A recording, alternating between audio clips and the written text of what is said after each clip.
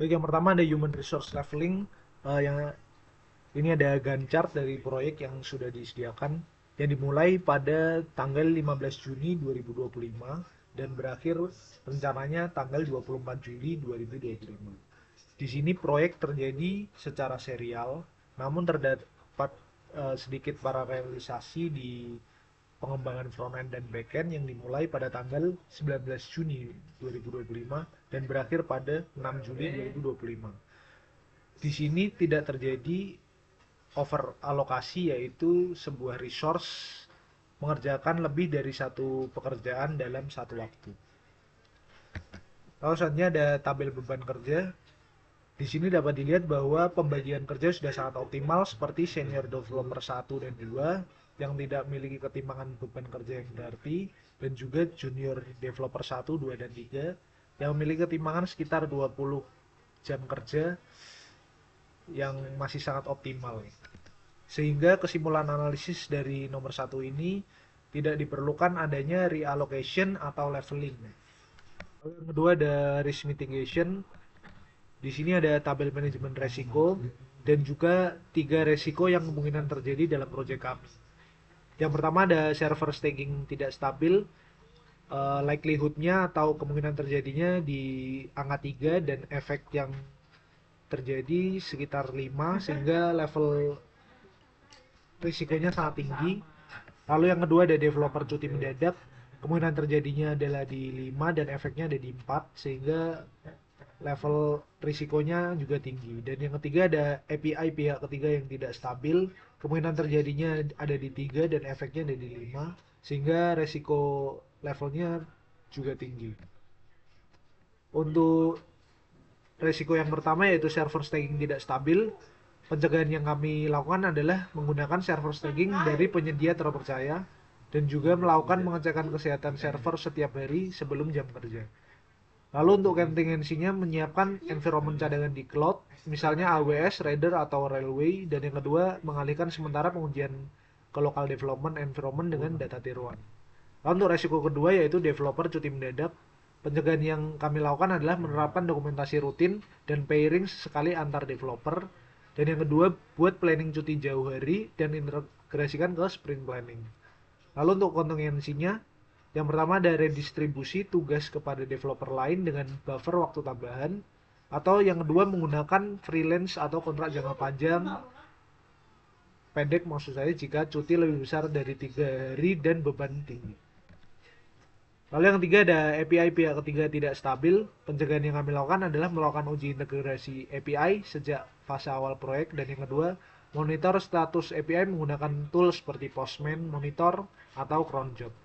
Dan kontingensi yang kami lakukan, yang pertama implementasi fallback lokal, misalnya input manual atau validasi regex sementara. Dan yang kedua, integrasi alternatif API jika masalah berulang. Di sini ada tabel dampak resiko. Untuk resiko pertama yaitu server staging tidak stabil, dampak terhadap jadwal bertambah sekitar 4-5 hari, dampak terhadap anggaran bertambah sekitar 10-15%, dan dampak terhadap kualitas medium. Lalu untuk mitigation cost-nya berada di angka 25 juta. Lalu yang kedua, developer cuti mendadak, dampak terhadap jadwal sekitar 3-7 hari, dan dampak terhadap anggaran 10-20%, dan dampak terhadap kualitas sangat tinggi. Lalu untuk mitigation cost-nya di angka 10 juta. Dan resiko terakhir yaitu API pihak ketiga tidak stabil, dampak terhadap jadwal 2-5 hari, dan dampak terhadap anggaran 20-35%, dampak terhadap kualitas rendah. Mitigation cost-nya berada di angka 5 juta. Kami juga sudah membuat make versus buy analysis dan komponen yang kami ingin bangun yaitu server untuk sistem CRM, dan kebutuhan kami adalah server dengan kapasitas yang memadai untuk mendukung aplikasi CRM perusahaan e-commerce dengan load tinggi dan kebutuhan availability 24/7. Kami juga sudah membuat make versus buy matrix sebagai berikut dengan faktor-faktor biaya inisial, biaya maintenance, kualitas atau performance, keamanan, waktu setup, dan skalabilitas. Dengan bobot-bobot dan score weight sebagai berikut, apabila di total bobot sebesar 100%, weight sebesar 3,8 untuk opsi make dengan server on-premise atau server yang dijalankan secara internal, dan weight sebesar 8,4 apabila memilih opsi buy atau memanfaatkan cloud server. Saya akan menjelaskan detail scoring apabila memilih opsi make atau server on-premise. Biaya inisial dengan skor sebesar 3, kami akan melakukan investasi awal sebesar kurang lebih 350 juta untuk melakukan pembayaran hardware server, software, dan juga setup data center. Yang kedua, untuk faktor biaya maintenance dengan skor sebesar 2, kami akan membayar sebesar 20 juta per bulan untuk IT staff, listrik, dan cooling. Lalu juga untuk kontrak maintenance hardware. Untuk faktor waktu setup dengan skor sebesar 2, waktu yang dikeluarkan sebesar 6-8 minggu untuk procurement, setup, dan juga testing. Untuk faktor kualitas atau performance dengan skor sebesar 7, kontrol penuh terhadap spesifikasi hardware dengan baik apabila dikelola dengan benar. Lalu untuk faktor skalabilitas dengan skor sebesar 4, opsi ini sulit untuk melakukan scale up atau scale down, butuh melakukan investasi hardware tambahan. Lalu opsi faktor terakhir yaitu keamanan dengan skor sebesar 5, keamanan tergantung pada keahlian internal tim untuk security implementation. Sedangkan untuk opsi buy dengan memanfaatkan cloud server, faktor biaya inisial dengan skor sebesar 8. Kami memanfaatkan biaya minimal sebesar 3 juta untuk konsultasi dan konfigurasi server awal. Lalu faktor biaya maintenance dengan skor sebesar 9, maintenance ditangani oleh provider server dengan biaya yang diperkirakan sebesar kurang lebih 11 juta per bulan.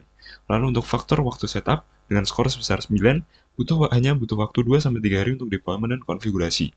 Lalu untuk faktor kualitas atau performance dengan skor sebesar 8, opsi ini sudah menyediakan enterprise grade hardware dengan 99,99 SLA performance guarantee oleh provider. Untuk faktor skalabilitas dengan skor sebesar 9, opsi ini menyediakan auto-scaling dan on-demand resource allocation atau alokasi sesuai kebutuhan. Lalu untuk faktor keamanan dengan skor besar 8, sudah menyediakan enterprise grade security dengan compliance standard seperti ISO 27001 atau SOC 2. Lalu analisis detail lebih mendalam untuk opsi make dengan memanfaatkan server on-premise, kelebihannya yang pertama kontrol penuh terhadap konfigurasi hardware dan software, customization sesuai kebutuhan spesifik dan aplikasi CRM, tidak ada ketergantungan pada vendor eksternal untuk operasional, dan potensi cost saving jangka panjang untuk usage konsisten yang tinggi. Namun juga ada kekurangan seperti capital expenditure yang besar di awal project, membutuhkan expertise khusus untuk maintenance dan troubleshooting, waktu setup yang lama dapat menunda launch aplikasi, resiko downtime tinggi tanpa backup infrastruktur yang memadai, lalu biaya operasional ongoing yang lebih tinggi seperti listrik, cooling, space, dan juga personel. Sedangkan untuk opsi buy, kelebihannya implementasi cepat dengan minimal setup time, maintenance, dan update otomatis dari provider, skalabilitasnya elastis sesuai demand aplikasi, lalu backup dan disaster recovery built-in, dan juga pay as you use model mengoptimalkan cost efficiency.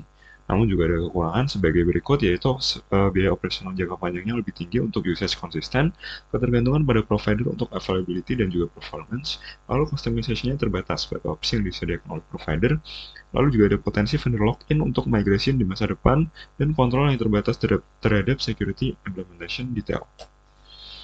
Kami merekomendasikan untuk memilih opsi buy, yaitu memanfaatkan cloud service, karena yang pertama, time to market.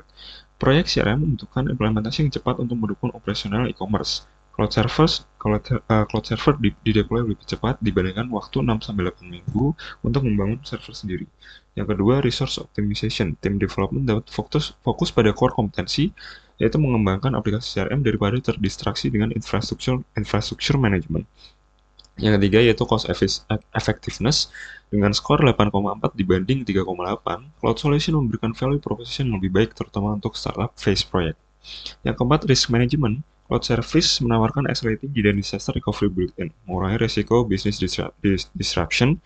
Lalu yang kelima yaitu scalability advantage. Sistem CRM untuk e-commerce memiliki traffic pattern yang fluktuatif. Cloud auto scaling memungkinkan cost optimization berdasarkan actual usage. Lalu implementasinya untuk opsi buy yaitu memanfaatkan cloud service. Yang pertama, pilih AWS atau Azure sebagai cloud provider dengan traffic enterprise. Lalu yang kedua, gunakan managed service untuk database seperti AWS atau Azure SQL. Lalu yang ketiga, implementasi auto scaling untuk handle traffic spikes. Dan yang terakhir, setup monitoring dan alerting system untuk performance tracking. Berikut yang dapat kami sampaikan untuk proyek manajemen membangun CRM untuk aplikasi e-commerce. Apabila ada salah-salah kata, kami mohon maaf. Wassalamualaikum warahmatullahi wabarakatuh. Terima kasih banyak atas perhatiannya.